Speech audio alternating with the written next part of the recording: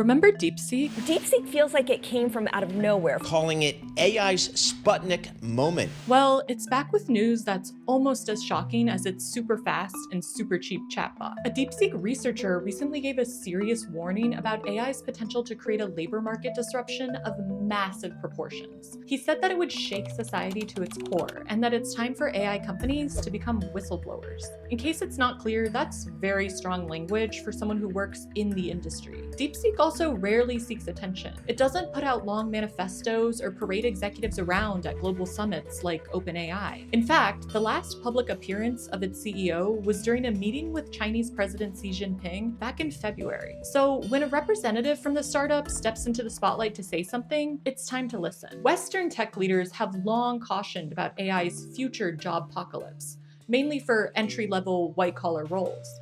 But in China, a recent grad labor crisis is already here. The youth unemployment rate has remained high since the pandemic and got so bad at one point that the government stopped sharing it until changing its methodology. It has since hit a fresh high of 18.9% in August before easing slightly to 17.7% in September. Some young people in the country are even paying companies to pretend to go to work. A new shock would endanger the nation's already fragile economic growth. At the same time, the Chinese government is going all in on AI, which makes any AI-triggered job disruptions highly political. Xi's advice that jobless youth should just deal with it have already backfired. The government knows better now.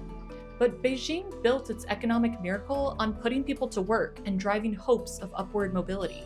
It can't afford an AI revolution that does the opposite.